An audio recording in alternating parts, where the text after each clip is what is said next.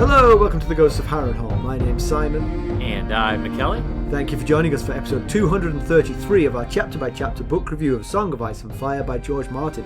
Today we'll be discussing chapter 7 of A Feast for Crows, that's Cersei 2. And as always, we're going to chat about the chapter and try not to spoil any future plot points for you. And hopefully we're going to provide you with some entertainment along the way. We will summarise what happened, discuss our thoughts on it, provide some useful background, compare it to the television show, indulge in a little pedantry, and cover some relevant news and listener correspondence. Be sure to check out the show notes that provide some additional information about the characters and geography of this chapter. How are you, Mackelly? I'm doing just fine. It's good to see you. It's been over a 2 week, weeks. I guess. Yeah. Yeah. It's weird to have not seen you in this long. Yeah. Did you have a nice vacation? I did. Yeah, I did. We went up to western Pennsylvania, visited Ethan. The weather cooperated as far as precipitation.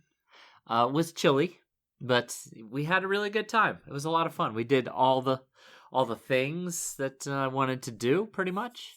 And I just have to give a shout out real quick to Ethan's, basically, like, no joke when I say this, his lifelong best friend, Noah, who we affectionately refer to as Doa, because that was how Ethan said his name back in the day.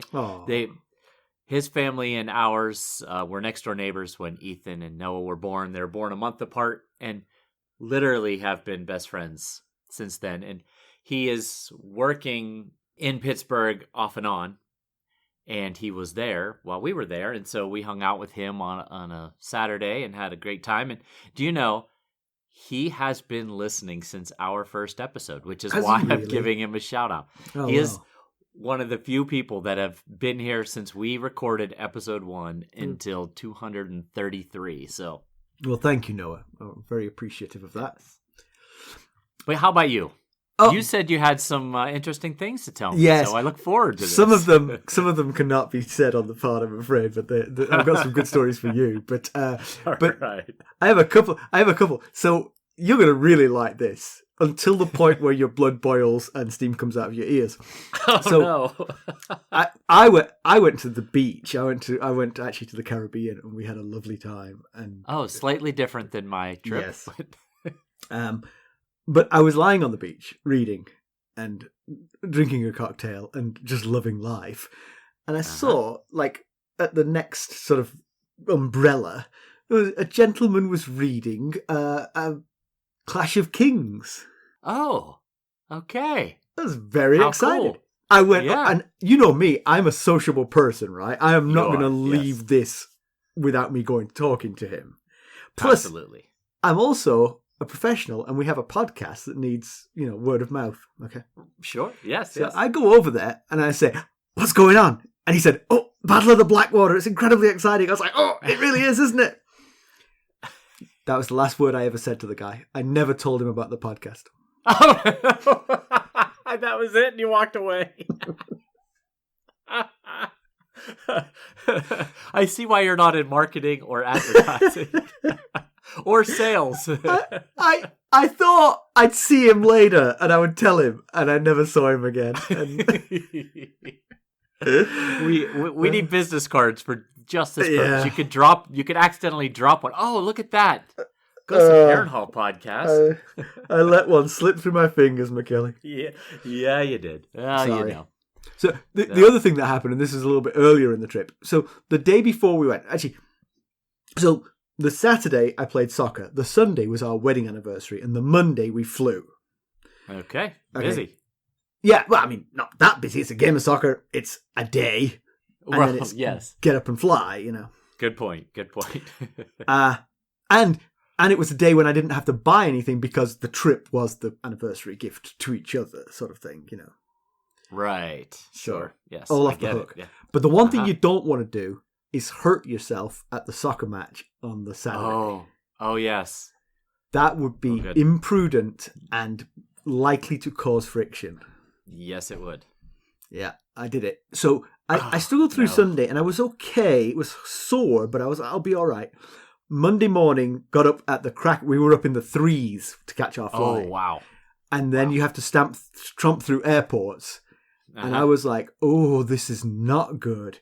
And in actual fact, we missed our connection and ended up having to spend a night in Florida. and we used that time for me to go and get an X-ray, and they put me in a boot. And no. So the romantic walks on the beach were down the drain. You were hobbling across the beach, I guess. But so you hobbled over to that guy. You went through the effort of hobbling over to him. I did. And still didn't take the opportunity. I'm sorry to hear that about your injury. That is really poor timing. I was at the gym the day before we left for our vacation, and I was doing squats, and I thought, you know what? I should probably leave off a few plates here, because if I hurt my back, I'm going to never hear the end of it. Yeah. So I did try and take some precautions myself. I will say the boot was incredibly useful for getting on the plane early. Oh, yes. And I bet it was. Because and like overhead bin space being such a premium. Yeah. I was on the plane first and sliding it in there. Right, and I discovered that my wife has never thought about this because she's almost always the last one on the plane. And as the bag stuffer, I am rather irked about the fact we're always the last one on the plane. Right, sure, right? Yeah. But we were, because on one of the flights we were Southwest, so it's free seating. So first one on the plane with the big limpy foot, we sit near the front and we put our bags in the overhead bins. And then people come in and they stick their bags in the overhead bins and they move back down the plane. And Carson was like, but they're going to fill up those bins and the people who are sitting here won't be able to have any, they'll have to go down the back of the plane. I'm like, you've never thought of this before? This has never crossed your mind? Would you see me sweating and worrying about where this luggage is going to go? When you see me getting angry with you because you're being paged for the third time to get on this plane?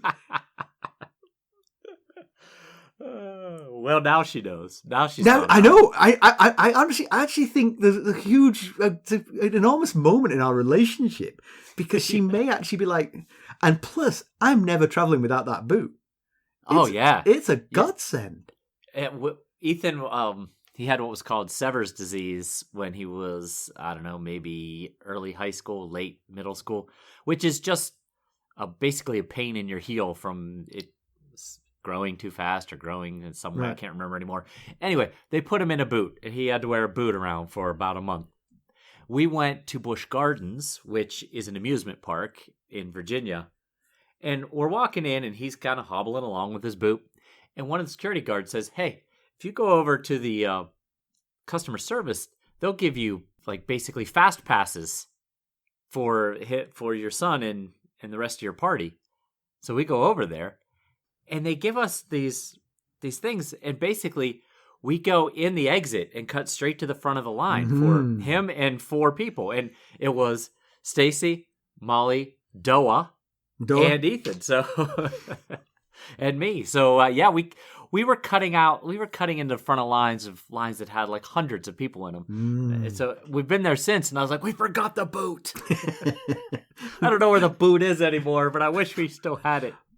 My other boot story was I was in Fort Lauderdale Airport walking to a gate, and I was clumping along in my boot, and one of those little electric vehicles that take people from gate to gate went past with a bunch of people on it, none of whom were wearing boots, all of whom looked a little bit lazy to me, I have to say. And I was like, I hope you all feel guilty. It ran over your good foot on the way.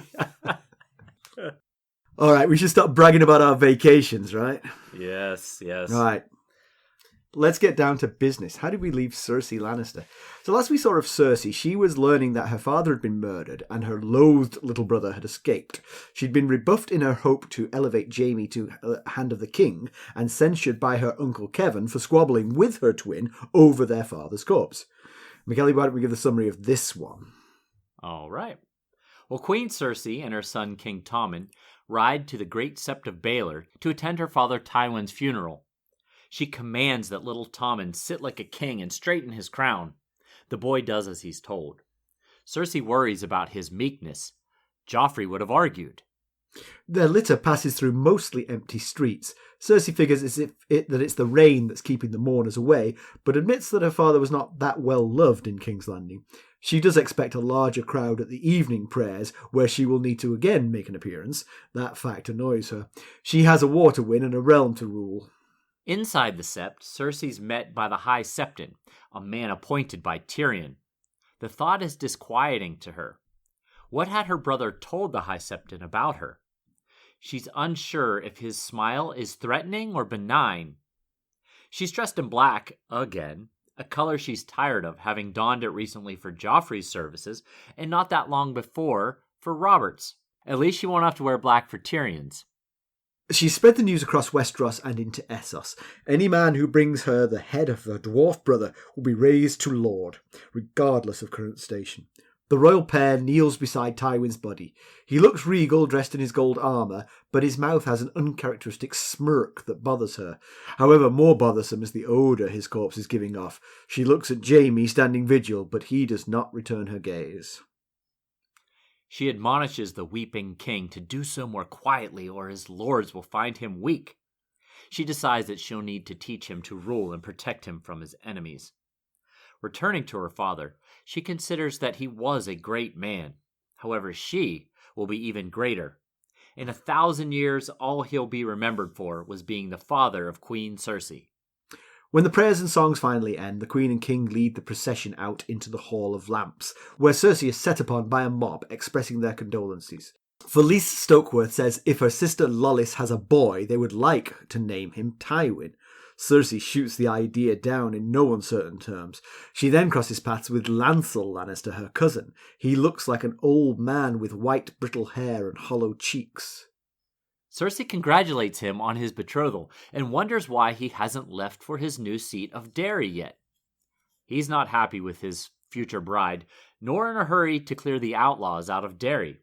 It's all a farce. He loves House Lannister, Cersei cuts in. He tells her of his visit from the High Septon. She dislikes his newfound piety and worries about him confessing to their roles in Robert's death. She reminds him of the power of silent prayer. Beautiful Myrish Taena Merryweather tells Cersei that she has spread the word to her powerful friends in Essos to keep an eye out for Tyrion in all the free cities. Cersei likes the ambitiousness of this one and promises that it will speak further. It's then that Lord Mace Tyrell finds her. He offers to serve her in any capacity she might need. Cersei knows the exact capacity he has in mind, Hand of the King. He says his Uncle Garth is boarding a ship to fill the vacant role of Master of Coin, as Mace and Tywin had agreed. Cersei feels the Tyrells are making too much of a power play and shuts it down. She's hired Giles Rosby as Master of Coin. Mace is befuddled, but is saved by his mother, who shuttles Mace away. With that, Cersei escapes in her litter, with Rosby to accompany her. She now offers him the role of Master of Coin, and says to act as though he was made the offer the day before. Rosby coughs up blood throughout their ride, and Cersei figures she'll recall Littlefinger from the Vale when Rosby dies. Word is, with Lysa gone, the Vale Lords are stirring over the idea of Littlefinger as Lord Protector of the Vale. Once back in her chambers, Qyburn calls. He has found a gold coin in the missing jailer's sleeping cell. Seems the man Rugen had an old gold coin of a long-dead house gardener king, a Reach house. Cersei's mind begins to spin. Her first thought is of Tyrell treachery. Was Mace involved in a plot with Tyrion to kill Tywin? She swears Qyburn to secrecy over the coin. Next, Qyburn tells Cersei of the poison that Oberyn Martell used on the mountain. Manticore venom thickened to delay death and maximize suffering. Cersei wants to call in Sir Ilyn and end it, but Qyburn asks for more time. He agrees to move the mountain to the dungeons, as his screams keep her and Tommen awake at night. Cersei asks Qyburn why the citadel took his chain. He explains that to better understand death, he opened living bodies. The grey sheep took umbrage and exiled him. With that, Qyburn takes his leave. Cersei ponders how a jailer from King's Landing ended up with a gold coin from the Reach, if not from the Tyrells. Her uncle arrives promptly at sunset for dinner, wearing grey, befitting his somber mood. She tells Kevan she hopes to rely on him as her father did. He astutely observes that she needs a Hand of the King, and Jaime refused. She blames grief for that error in judgment. Kevan says it was unwise to embarrass Mace Tyrell in public, as she did earlier. She'd be a fool to make him an enemy, but also a fool to make him hand of the king. He agrees to serve his grace on one condition. Cersei is to make Kevan the king regent and return herself to Casterly Rock as the Lady of the Rock. No, he didn't. Yeah, he did. I don't know if he was expecting a positive response. Let's see if he gets one. Yes. He explains that Tywin had not planned for her to main regent, now that the realm is in ruins and she's not fit to correct the matters. In fact, looking at Joffrey, she's as unfit to be a mother as a ruler. No, he didn't. Yeah. He really doubled down. He's like, I'm in for a penny, I'm in for a pound at this point. Right. The cup of wine he received to the face probably gave her the answer in no uncertain terms. Kevan says, fine, remain regent and name me Castellan of Casterly Rock. Make Mathis Rowan or Randall Tarley hand of the king. As they're both Tyrell bannermen, Cersei considers whether Kevan is also in Mace's pocket. It matters not to him. He's going west to bury his brother. He leaves her by saying, King Tommen has his mother and his father too, I think. No, he didn't. I tell you. So usually we take these chapters chronologically. Well, yes, we take the chapters chronologically, but what you mean is we usually sort of discuss the chapter in a chronological fashion. Yeah. I think in this instance, we could start with that last sentence there, because that was, I thought that, like I say, the last sentence in the chapter is usually one of the most impactful. So yeah, I mean, Kevan seems to believe the story that Jaime is the father of Cersei's children. So the question is, was he alone in this, or did Tywin also believe it? That's the key part of this. All right, there's only two possible explanations. One is Tywin knew. Tywin and Kevan, I feel, were pretty tight, and they shared secrets with each other. So if Kevan knew this, then Tywin knew this. The only other explanation is that Cersei and Jaime's behaviour over Tywin's corpse in Cersei 1 was the final straw in his suspicion. Right. If you're squabbling like that, then you are lovers and parents to your children. I could see the but angle siblings you're coming squabble from there. too, so I just don't think that would do it. I think he knew, and therefore Tywin knew, and therefore Tywin was in denial, or was just at least suppressing it. I agree with everything you've said. Definitely Tywin and Kevan shared a lot, like you said, very close. Yeah. I wonder if this is the one thing that Kevan had particular thoughts on that he didn't share with Tywin, because he was concerned about how Tywin would react. Yeah, no matter how close you are with your brother, that's a tricky subject to broach, you know. Yes, it is. Hey, so, war's going well. Have you ever thought that your grandkids look a lot like both of your kids? And nothing like their supposed father at all. Nothing like that notoriously strong-seeded Baratheon who's supposed to be the father. Right.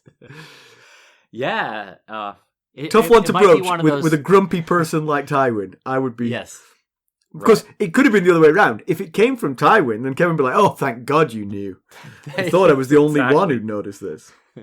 It could have been one of those things that Kevan had been biting his tongue for years, and Tywin's dead, and he's finally just like letting it out that he knows this fact or suspects this fact strongly. If he was biting his tongue on that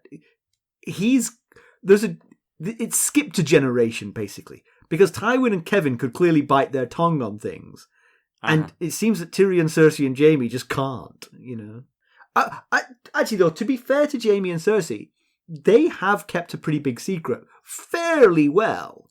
Well, yes. Now that you put it that way, they have kept that. Maybe that's their problem. They have this one secret that they have to, which makes them overshare in everything else. You know. Yes. Yeah, I think a lot of it has to do with just general hubris. Yeah, Cersei especially, and Jaime before Storm of Sword, but before he lost his hand, basically, just kind of felt like they're untouchable, and it doesn't really matter what they say whether it's offensive or shocking, people will have to deal with it because they're Cersei and Jaime Lannister. Yeah, and now that they are the one true power in King's Landing, you're right, they feel much less. I mean, Jaime suggested that they be out and open about it now. I mean, it's right. Incredible to think you would do that. I mean, you might do that if you had a dragon behind you breathing fire, you know. Yes, that would help. Well, but speaking of Jaime, Cersei looks at Jaime basically across their father's corpse, and Jaime doesn't look back, and she's kind of describing him with her eyes to us. And one of the things she points out is that he has his hand on a gold greatsword, but she doesn't think to herself at all about the fact that it's not a Valyrian steel greatsword that her father gave him. And it made me think that I think she might not know about Oathkeeper, because I feel like if she did know about that gift and she saw that Jaime was holding some other sword, surely we would have gotten some monologue in her head about, I can't believe that he would have given that sword to that wench Brienne of Tarth or something along those lines. You can envision a scenario in which Tywin never thought to tell her, right? That eventually it would become common knowledge. You know, that's the family Valyrian sword. You know, yes. But when he's first giving it over, he gave it only to Jaime. So yeah, maybe she just never knew about it, which is probably for the best, because she would be mad. Just out of principle, she would be mad at Jaime for giving that thing away. You know, as we're talking about it, she did see Joffrey get his other half of ice. That's true. So maybe she did know, and she just didn't. It didn't cross her mind that that sword should have been the new Valyrian steel sword that is the Lannister Valyrian steel sword they've coveted for so long. We'll be right back. Hello, friends. Are you ready to make some unforgettable memories? Well, if so, consider the Marriott Bonvoy program. Discover the perfect destination for your summer getaway and unlock exclusive deals on luxurious accommodations. With our affiliate partnership, you'll enjoy unbeatable savings and a seamless booking experience. Don't let summer slip away. Visit Marriott Bonvoy today and make this vacation season one for the books. Use our Ghosts of Harrenhal affiliate page to check it all out and buy Bonvoy points or give some as a gift. The link to our page is in the show notes. Yeah, maybe she just doesn't know swords. Maybe she's swords are sword. Right. Yeah. I thought it's something noteworthy that she specifically saw the sword and had no commentary about the fact that Jaime gave away their Valyrian steel sword. We get a little bit of insight into her parenting. She's sort of like a helicopter parent over poor Tommen, and very critical. I mean, it kind of reminded me of me, honestly. And always, as I've said before, it's always much easier to see the flaws in other people's parenting than one's own. But and then she complained about him not standing up to her. It's like, God, wouldn't you just love it? After raising Joffrey, you'd be so thankful for a compliant kid. You'd never criticize them. But I guess he does have to become king, so he can't always bend to the will of bigger people. Yeah. There's an instance. I mean, her negativity in this chapter. Now, granted, she did just lose her father, so she might be in a negative mind space. Yeah. But her negativity in this chapter is just everywhere. Every thought she has, except for Qyburn and Taena Merryweather, but pretty much everyone else she comes in contact with, she either says something negative or thinks something negative about them and whatever it is going on about them. And right off the bat, when they're in the litter going to the Great Septon Baelor, when sweet little Tommen says that Jocelyn told him that rain is the gods crying for Tywin's loss. rather than just going with it and bringing a little bit of peace to this boy, she says, "That's stupid. Rain is rain. If gods cried, it would be for Joffrey." You know, just right in the first couple paragraphs, she's already literally raining on poor Tommen's parade. Yeah, I mean, you're absolutely right. She's incredibly negative. I mean, the Stokeworths are just trying to honor Tywin. Now, she's particularly horrible about that. Qyburn and Taena are like you said, they're the two who escape it, and they are willing to do her solid favors, it seems. I mean, I'll mention Taena a little later what she's already done for her, but if people who offer to do things for Cersei, the ones who she gives time of day to, and I think particularly both of them have never sort of directly asked her for something in return. Like Shae, for instance, was in the same situation, but Shae was very demanding of her side of the bargain. Right. Whereas Qyburn and Taena Merryweather are both doing things for Cersei without any, specific request in return. They're useful new toys thus far. Right. And she gets self-interest. She's not blind to the fact that people want things in return, but she likes it when it's done this way. I'll do you a favor. I'll do you a favor. Fine. Great. Thank you. Right. Yes. Now, very much so. The only problem for Taena and Qyburn is the Lannisters always pay their debts. They harp on about the fact they always pay their debts. But I have noticed in these books that what they really mean is that they will extract revenge on anyone who crosses them. They actually, when they owe someone something, they're quite willing to squirrel out of that.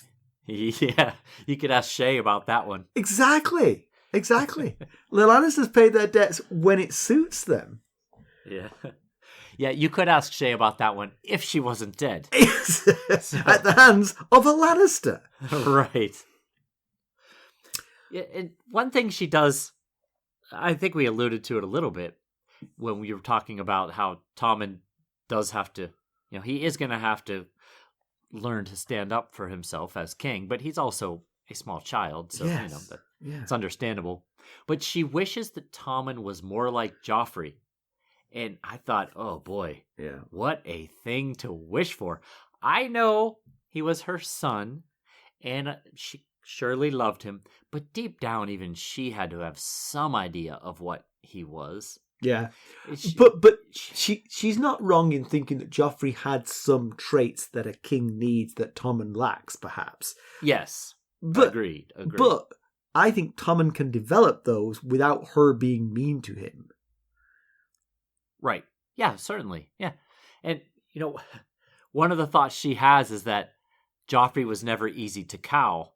And I thought, you mean like when he impulsively had Ned Stark's head chopped off and started this whole war thing? like instances like that? Yeah. Why can't Tommen be more like that? That's what I mean. She has to know. Yes, okay, more like him in a few ways. Right. Yeah. But overall, yeah. No, you don't want him being anything like Joffrey. The other thing about Cersei in this chapter is she is an interesting mix of personal ambition and love for her children. You see, the whole end bit where Kevan just goes at her, shot after shot after shot. She might have accepted it because she wants an easier life than she's got, I'm sure. She would much rather an easier life. But she won't leave King's Landing and leave Tommen behind. Right. It's her last son. Because one of the biggest drivers in her life is her love for her children. Unquestionably. Right. But agreed. She repeatedly, within this chapter, thinks of her legacy as Queen of the Realm, forgetting that she's just a regent. Yes. Regent that ends when he turned 16. And he's like 8 or 9 right now. So that would be a very impactful 8 years. Right. And it seems like she's sort of belittling the child that she professes to love and couldn't possibly leave King's Landing for. And it's sort of a strange mix of which is the bigger driver within her. Is it personal ambition or is it the love of for her children? Yes. I struggled with that as well. And I think, I really do think she does love her children. I don't really have much doubt about that. But in some ways, I think she is so hungry to prove what an amazing ruler she will be that she is using her son's claim to the Iron Throne as an opportunity to keep herself in the ruling position for as long as she possibly can. And again, I will say, coming back to what we were just talking about, better Tommen as the child for whom you're the regent for than Joffrey. Right, in because that regard, you genuinely absolutely are the ruler with Tommen underneath you. With Joffrey underneath you, Ned Stark's going to get his head chopped off, etc. Right. Tommen is a mound of clay that can be molded however you want him to be molded. But, she already thinks of herself as being Tywin's equal when Mace mentions that we'll never see the likes of him again. She thinks, I am already the likes of him. But she thinks this with none of his accomplishments or experience. He was a very successful Hand of the King under Aerys II. Yep. Too successful that the king started to get jealous over his success. And she thinks, it seems to me, that she thinks just because she is a Lannister and she is his daughter, that she is entitled to be considered already a great ruler. I'll give you her perspective on this. Her perspective on this is, unbeknownst to the realm, she's pulled a fast one. And that fast one is putting her progeny on the throne and her brother's progeny on the throne. And she killed her husband along the way as well. She has basically usurped the throne for the pure Lannisters that is her family. Something that Tywin never could have achieved. He married his daughter to Robert Baratheon. Big wow. Yeah, I see what you're saying. That could be something that is registering in her head is like, well, I've already pulled the greatest caper in Westeros. Right, exactly. But Tyrion's living rent-free in her head. Sorry, I stole that line from you. It's a good line. I mean, she lays eyes on the High Septon, and her first thought is, my God, that guy was appointed by Tyrion. Tyrion might have shared his secrets with that guy. That guy might know my secrets. I need to kill the head of the church. Yeah, you really. I added that last part, but the fact that you didn't react just shows how logical of a conclusion that was. She may well kill the High Septon. There's multiple times in this chapter when I thought I would not want to be the High Septon right about now, as she continues to wonder what he knows. I will say, I think this is one area where Cersei is less subtle than some of her competitors here, because Tyrion Lannister, we don't know, but I'm doubting Tyrion Lannister went along, found a guy to be High Septon, and said to that guy, all right, here's a catalogue of sins that have been committed by my enemies. Keep that under wraps for now. Use it in the long term. Tyrion elevated people that he trusted to places of power, but he didn't make them his men. It was just, it's useful for me to have a personal relationship with you. That might come in handy one day. Cersei doesn't understand that. Cersei doesn't understand. Jacelyn Bywater is a quintessential example there. Yeah, it wasn't Tyrion's man. It was a man that Tyrion could do business with, Right, yes. But Cersei assumes that they're on the payroll if they've been appointed by Tyrion. Yeah. Because that's what she would do. And she doesn't have the subtlety that Tyrion does to just appoint good people who, now they owe you a favor. Yes, and when we get to some of the small council decisions here shortly, I think that's a huge issue that Cersei has, is she feels like she has to appoint people that are her people versus the best qualified person for a position that she is promoting to that role. Yeah, so we mentioned that she's horrible to Falyse Stokeworth, and she's less horrible to Lancel, but it's a trickier situation with Lancel, because obviously Lancel was about to remind her of the fact that he's still in love with her when she cut him off. Now, and honestly, that's kind of good news for her, because that's maybe the only thing keeping him quiet. Because remember, Lancel was her catspaw in Robert's murder. Right. Yeah, he supplied the strong wine before Exactly. facing the boar. If he turns to the faith, I don't know the exact strictures of the faith, but one of them might be to confess your sins, and that's a big one. And if the High Septon is Tyrion's man, this could go very, very badly for Cersei. So her extolling him to silent prayer, is extremely important here, I think. Yes, it definitely is. Although there is someone else currently in the Red Keep who knows, or at least has been told, about Lancel and Cersei's affair, and that's her brother Jaime, because it was one of the last things that Tyrion said to him was, what was it? You crippled fool or something. Cersei is a whore. She's having sex with Lancel, Osmond Kettleblack, and Moonboy for all I know. Yeah, the problem with saying it in that sentence, you might undermine the front end of that sentence, because Jaime's probably discounting Moonboy, and therefore the other two seem a bit far-fetched as well. But yes, I see what you're saying. Yeah. I will say, Lancel should think about his safety, because she murdered baby Barra. Baby Barra was a baby who had no information and knew nothing, and just happened to be Robert's bastard. Right. Lancel has basically her life in his hands. We'll be right back. This episode is sponsored by Audible. To get a free audiobook, or 2 if you're an Amazon Prime member, go to our exclusive URL, audibletrial.com/ghostsharrenhal. You can find the link in our show notes. Yeah. I mean, if he came forward and said, the Queen and I plotted to kill King Robert, yeah, that would, her son is the king, so possibly, and she is the Queen Regent, possibly she could wiggle her way out of this because she has more, more cachet than Lancel does, but it could certainly go really bad for her. Right, for sure. And Lancel, he's not in a hurry right now to settle Derry. He mentions that there are broken men that occupy it. And so...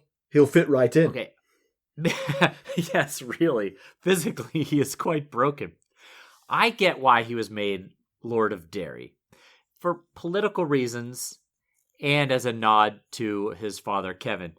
But it's a little bit of an odd decision because the Lannisters were sort of already in line to inherit Derry anyway.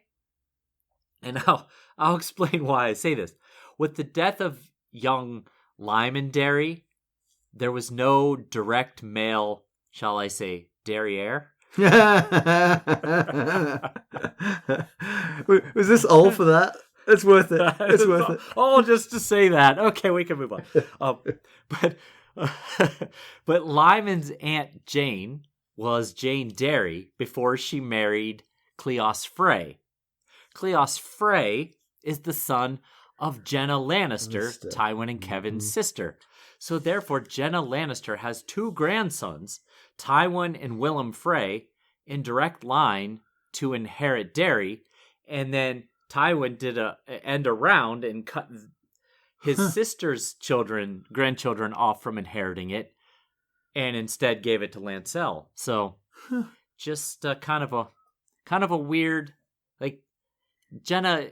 Sure, her last name is Frey, but she is still as much related by blood, as Kevan. So, but also about his not as much Lancel's of a Lannister as Joffrey, Tommen, and Marcella. No, that's true. But so Lancel is marrying a Frey. He mentions that she is not even a maid, but she is also Derry. So, that's kind of how he's getting in with the Derry thing as well here, because his betrothed is, we actually recently spent time with her father, Merritt Frey, from the epilogue of A Storm of Swords. Oh, yeah. That's her father. She is she is the daughter that he complained about having been with a lot of men, and he ended up marrying her off to a knight who died, and so now she's back at the Twins with him, and he was kind of lamenting about that and everything else in the epilogue. But so a Mary Frey, or Amy as they call her, her mother is also a dairy.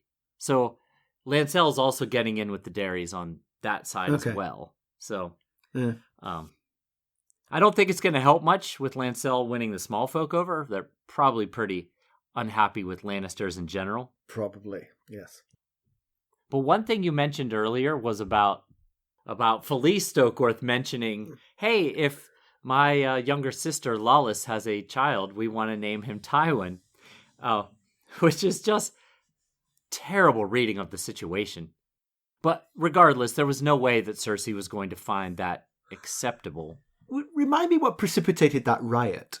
I mean, it was when they dropped Myrcella off at the docks, right? And then I was on the way back.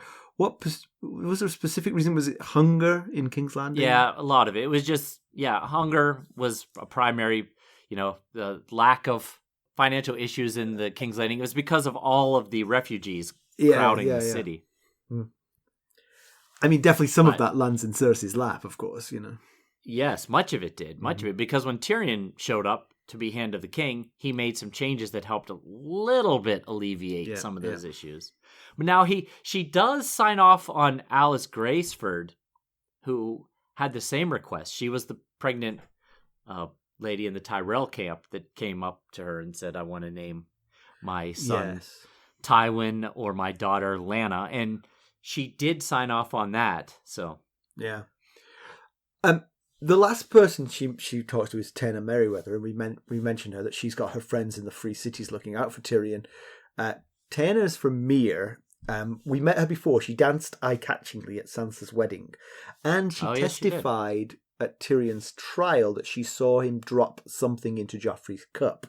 So she's clearly a player. She clearly wants to be friends with Cersei, so we'll keep an eye on her. Yeah, and that was a concern that Tyrion had when he was talking to Jaime, that it was going to be hard for him to blend in, even in Essos. It was something like, no, I'm some other dwarf with a hideous facial scar. And Varys might be the master of disguise, but Tyrion is not. It's hard to change Tyrion's defining physical characteristics. So, but we do know that Varys and Illyrio Mopatis were working together, at least what Arya saw from the dungeon a long time ago. So possibly he could be sending Tyrion to Illyrio, who's rich and has a large manse, and maybe Tyrion could hide at that manse for quite a while. So according to Mace Tyrell, Tywin and he had planned for Garth Tyrell to be the new Master of Coin, replacing Tyrion. I'd forgotten that Tyrion had been demoted to Master of Coin under Tywin. Right. Yes. So Cersei pretends that she'd already asked Rosby to take the job. But Tywin, I feel like Mace is a fairly trustworthy guy. He speaks honest and plainly. Felt that Tywin thought Garth was the right man for the job. And Tywin wasn't afraid of all these Tyrells on the small council. Very much not. Yeah. Yes, agreed. Yeah, and so what we have here is Cersei choosing a yes man over a qualified candidate, which is what we were just talking about earlier. Yeah, that's her go-to move. It was what I meant in that last Sam chapter when I said that her first priority isn't to the realm, it's to herself and to her children, when he was thinking that if Stannis is the only one that rides to the aid of the Night's Watch in the realm, that the Lannisters will face shame for not doing so. And I thought, I don't know that Cersei's really gonna really lose much sleep over that. Yeah. During the Battle of the Blackwater, Cersei made a comment to Sansa about Giles Rosby, something like, the gods must have been mad to give manhood to the likes of him, and I must have been mad for demanding his release, because Tyrion had Jocelyn Bywater take him captive. Yeah. So she seems to be hiring a man she doesn't even respect and only assumes that he knows finance because he's rich, rather than finding the best suited for the job in order to prevent this Tyrell influence. Yeah. So, moving on, we learn why Qyburn was expelled from the Citadel. He was doing live human experiments to find out how people die. Well, live human experiments usually do it. He's clearly pretty sadistic. Oh, goodness. Yeah, absolutely. And yes. he was part of the Brave Companions, right? Yes. So he probably joined the Brave Companions to continue his studies, I would imagine. Oh, possibly. Because they presumably would turn a blind eye to that kind of thing. They wouldn't be as sensitive as the maesters were to... that is a very safe assumption to make right there. Yeah. Yeah, and so he discovers that he thinks that the poison is manticore venom thickened to draw out death, which, if this is true, it's just more arrogance that led to Oberyn Martell's demise. He probably could have killed the mountain outright with just regular manticore venom because I think Cersei says, no, Grand Maester Pycelle said that's not the case because it kills as soon as it hits the heart. Right. So he might have killed him much faster before the mountain ever got a hold of his head. So yeah, but he wanted to extract the confession from him, you know. Yeah. I guess them's the breaks. Yeah. But we did learn that the mountain, Sir Gregor, suffers from what appears to be migraines, and that he's addicted to milk of the poppy, which might explain a bit of the foul temper. Still a monster regardless, but I've never had migraines, but Molly gets them, and they seem to be pretty nasty. Yeah. So yeah. So Qyburn also comes up with this coin that he found in the jailer's cell, Rugen's cell. Right. Does this make any sense to you? Could the Tyrells be complicit in Tywin's death in somehow? They have a motive, for sure. I mean, he was the brains and the strength of the Lannisters. Why not remove him? But did they have an opportunity? I mean, they didn't tell Tyrion to do it. Right. And they didn't tell Jaime to coerce Varys into helping him do it. Right.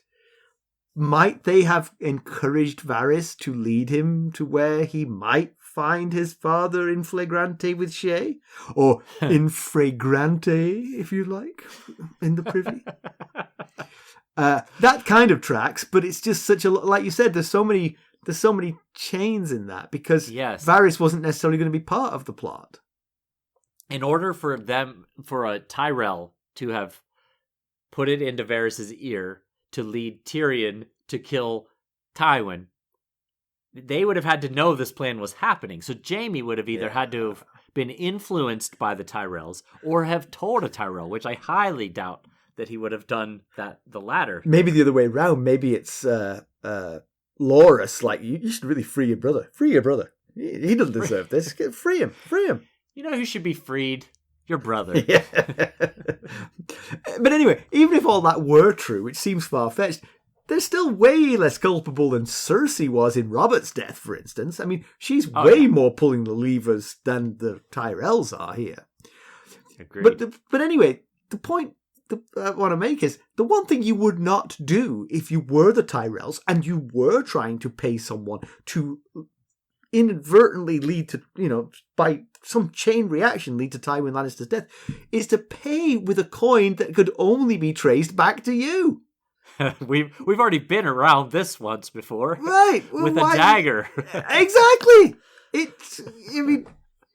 That dagger couldn't have been more, if it had been inscribed with "property of Tyrion Lannister, if found at crime scene, return to nearest brothel." But the thing about this is, Cersei should see through this straight away. I mean, this just looks like a frame-up. 100%. It looks like a frame-up. Right. And we discussed in the previous Cersei chapter that we know that Varys dressed as a guard to free Tyrion. And we discussed the possibility that Varys could be Rugen in disguise. And if so, it's very possible that the coin was intentionally left as a red herring for Cersei to by Varys, have her focus. Yes, by Varys, to have her focus on the Tyrells and not on the actual plan of Varys and Tyrion's escape. Yeah, see, I wondered about that. The thing about that is, Varys is usually quite subtle, I feel like. And that's not very subtle, but maybe you're right. Maybe all he's trying to do is get her thinking down other paths than himself. Because I agree, in this chapter, we get enough about Rugen to make it feel like Rugen is indeed Varys. Because the one thing that Varys can't do is always be present in his alter egos. And that's the one piece of information we learned about Rugen. He was a senior jailer, but he was almost never there. Because he was busy being other people, you know? Yes, and there's always this one term whenever someone describes Varys's alter egos, and they give these descriptions, they always use the term portly. Right.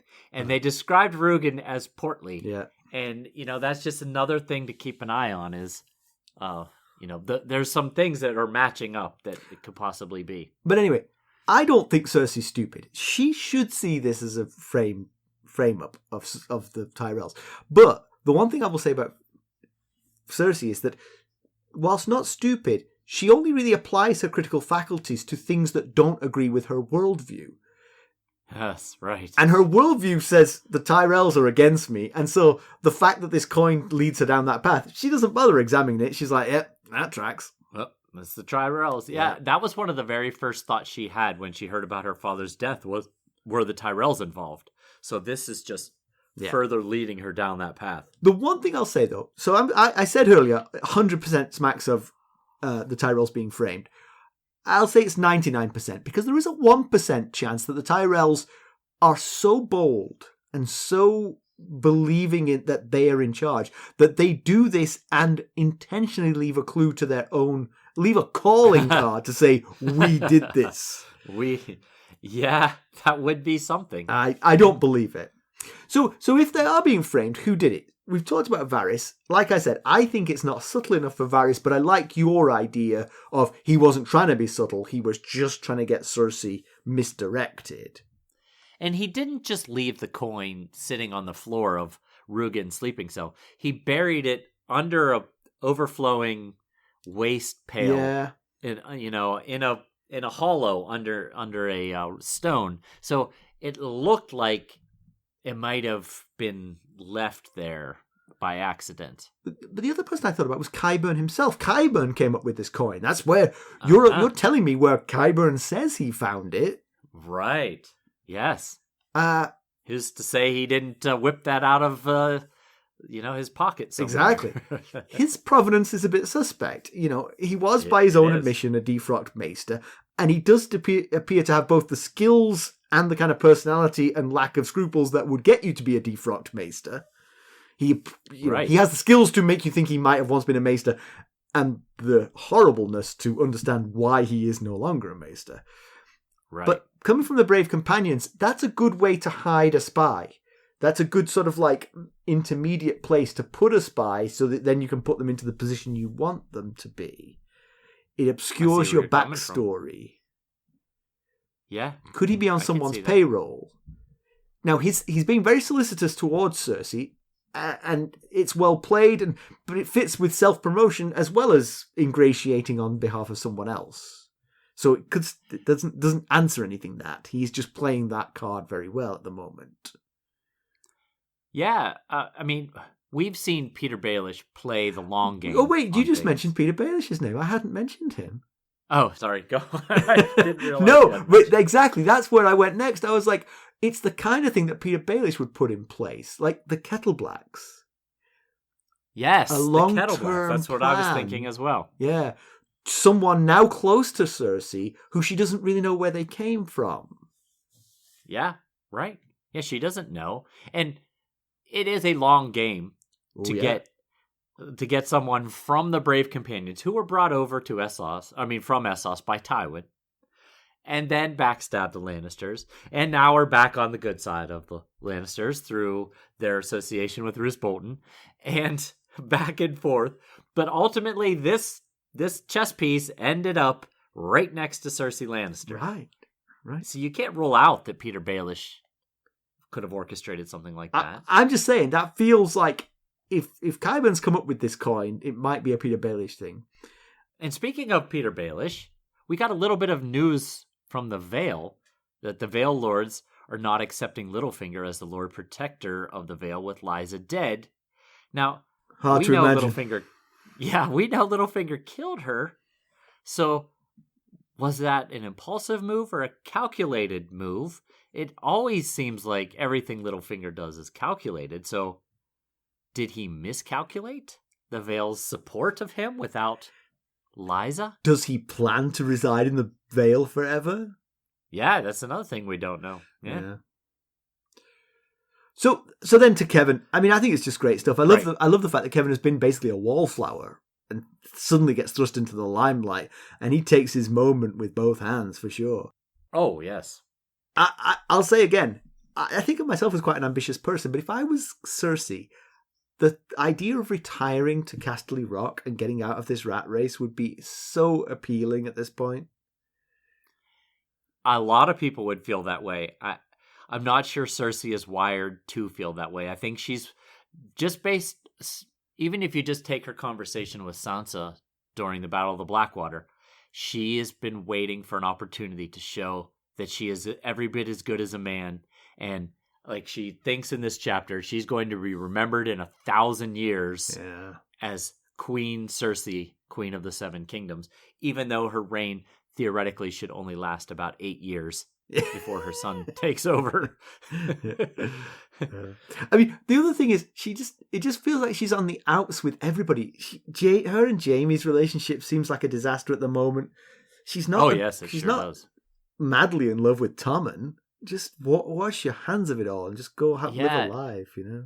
She thinks about Tommen. She thinks, I hope he's not getting sick and not eating. And her next thought is, because Marcella is in the hands of the Martells. And I'm like, that's your reason? I feel like there should be more to it than that. But okay. But speaking of Kevan, I've been feeling like Cersei, since Cersei won, the first Cersei chapter, I mean, that he is the only one truly in mourning over Tywin. In that chapter, he was kind of beside himself. I believe he was weeping next to Tywin's corpse. Here in this chapter, he looks really sad and broken up at the Great Sept of Baelor. He shows up here dressed in gray, and he's really somber and sad, and he says to her, "My brother is dead, woman. I am taking him home." And, in some ways, it's just him and his sister Jenna left from their nuclear family. Yeah. With, now 3 of his brothers gone and his parents gone. So yeah. Well, but you raise a good point, because Kevan is not playing the game here. He's definitely playing the game. He actually, over supper, he made a bid to become King Regent. He did. But you can be a human being and have human emotions along the way. Right. You don't have to get rid of those. And it's her failure to have those that convinces him that she shouldn't be in that position. Yes. And that was the other thing I was thinking, is that part of his grief, I do believe he is heavily grieving for his brother, who seemed like also his best friend. Yeah. They seemed very close. Yeah. But there's also probably a piece of him that is grieving for the fear of the incompetence of what's left of the Lannister family. Right. And he's worried about them bungling the war effort and the rebuilding effort. And he thinks Cersei has already begun to mismanage things, such as how she handled Mace Tyrell. And she rejects his advice on choosing Randall Tarley or Mathis Rowan as Hand of the King. And I think that's also probably causing him grief, along with the true grief of the loss of his brother. Oh boy, we lost the one person who could steer us out of this mess. Right. All right. Now a brief sojourn into the world of spoilers. We'll be back. That's good spoilery right there. Well, thank you. All right, welcome back. Whew, spicy spoilers. All right, do you have some background, Mackelly?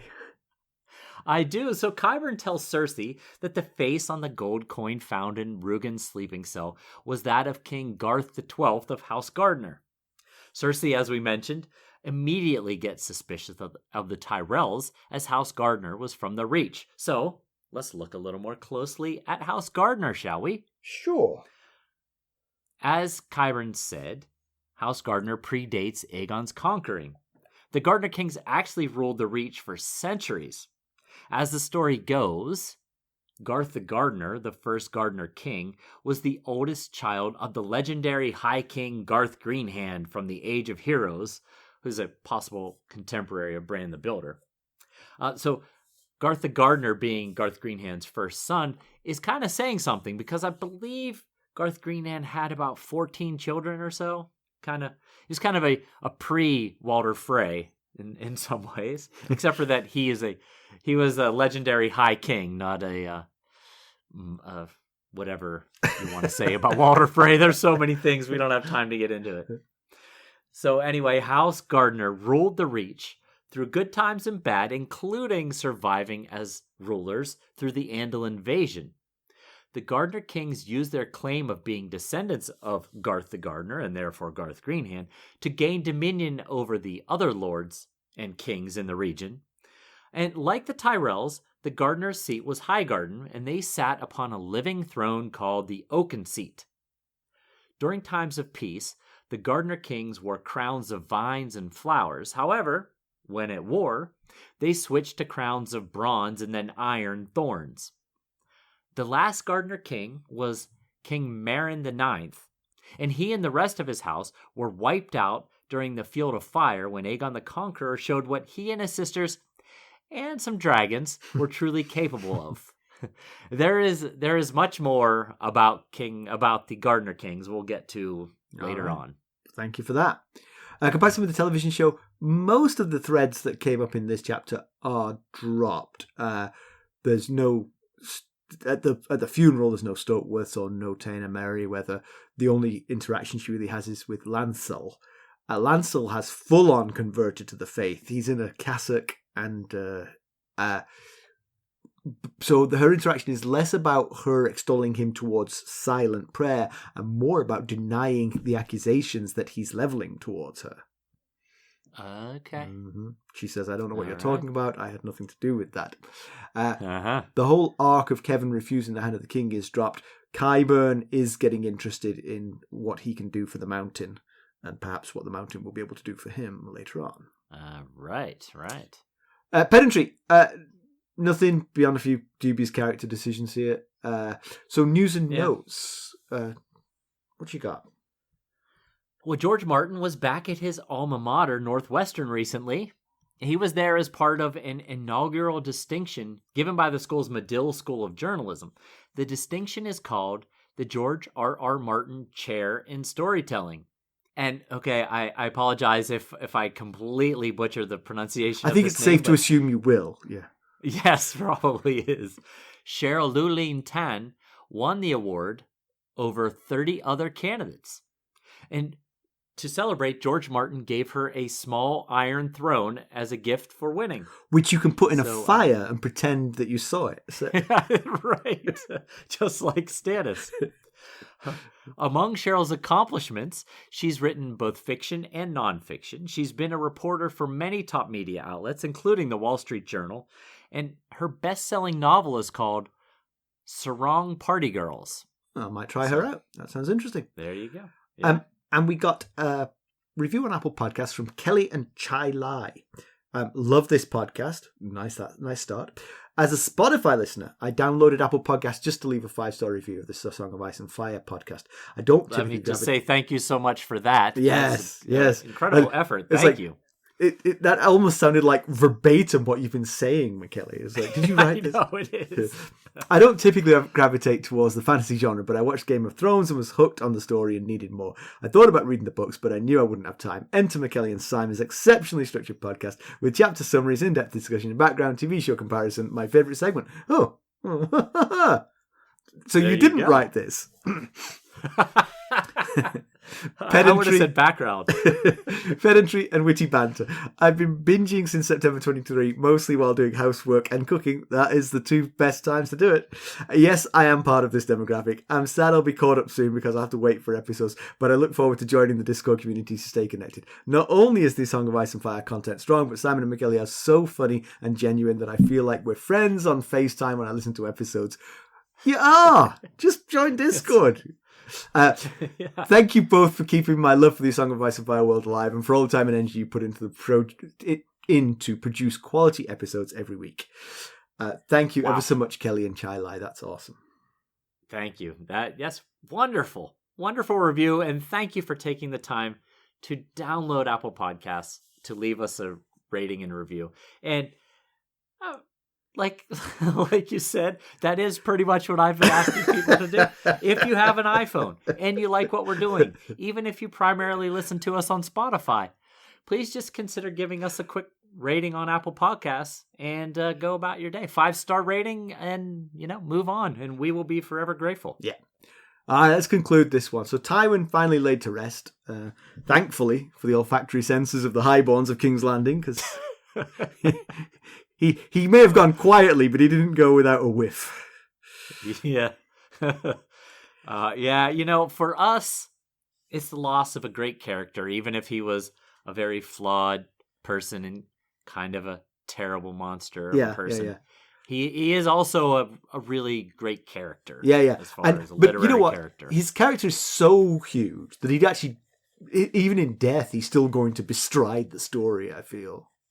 Yeah, that's possible. Yeah. And Cersei is flexing to keep the small council balanced, or in her case, her preference would be unbalanced in her favour. Indeed. She might want to try olive branches over replacements, The High Septon was appointed by Tyrion, but does that make him Tyrion's man? I don't think so. I think there's always opportunity. Yeah, and you made a good case for why that might have been. Yeah. Now, in Cersei's defense, which is something I would rarely ever do, if you took Kevan's advice and let Mace Tyrell do what he says he and Tywin agreed upon regarding Garth Tyrell coming over to be Master of Coin, and you've got Garth Tyrell as Master of Coin, Matthias Rowan or Randall Tarley as Hand of the King, and Mace Tyrell as Father of the Queen, it does make a rather reach-heavy small council. But you could balance that out, with appropriate people in other positions. Or who's queen? Right. Yes. Whatever the small council says, she's still in charge. And Tommen after her. I don't know. Right. It's not like she listens to advice anyway. She might as well get advice that she doesn't agree with. Yes, that's true. She doesn't really, does she? Her hopes for harmony with Kevan are thoroughly dashed. He gives her both barrels from the truth gun, and she doesn't like it, not one little bit. No, it's like I said earlier, there's just too much hubris in Cersei to see that she doesn't have the experience necessary to make all the decisions without the counsel of people like Kevan and others who do have experience in, at very least, working alongside of a ruler like Tywin had been. Yeah. So she's lost another thoughtful and powerful ally, perhaps, by this. I mean, yeah. She could have found middle ground. Possibly. She could have said, right, you be King Regent, I'll stay as Tommen's mother and focus on raising him to be a better king than Joffrey was, Well, and the other option he gave her was, fine, you stay Queen Regent, I'll go back to Casterly Rock and make me your Castellan of Casterly Rock. Did you feel that was going to happen? That was a fait accompli? Because did you think that was now the outcome? Because she refused to make him King Regent, that he was now that. I think the way it ended, with the accusations about her parentage of her children and the wine in the face and her being an unfit mother, I don't think there was any resolution that had been determined. See, I took it that was it, that he was now going to go back to Casterly Rock as Castellan, whether or not she said yes. Well, yeah, well, there's that too. Can Qyburn possibly save Gregor Clegane? I mean, if anyone can, I think Qyburn can, because he's dabbled in the darkest of arts. But well, yeah, he's got expertise in the one area you need here, which is the cusp of death. He did say he knows more about life and death than any man in the Citadel, but it does seem unlikely that he is interested in reviving Gregor Clegane back to his previous health. Mm-hmm. It seems like nobody wants that. Cersei only wants to kill him.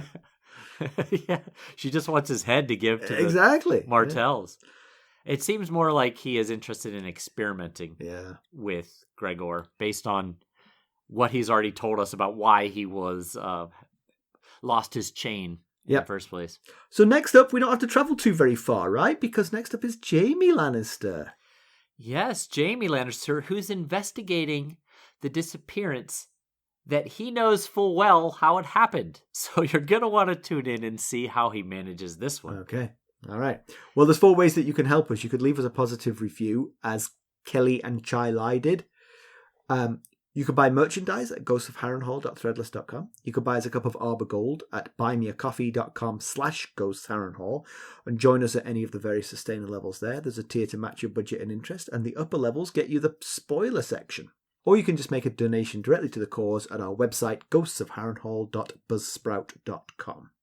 And if you're looking for more ways to interact with us, keeping up on the latest Ghosts of Harrenhal news and developments, you can check us out on our social medias. You can follow us on Twitter at Ghosts Harrenhal. We're on Facebook, Instagram, Discord, and YouTube. Thank you for listening. Thanks. Bye. Bye.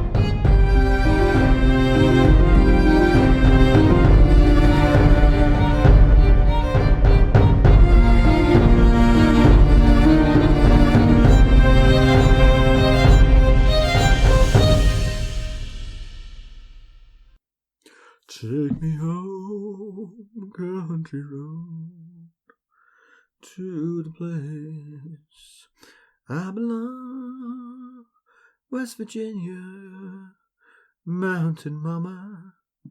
Take me home, country road.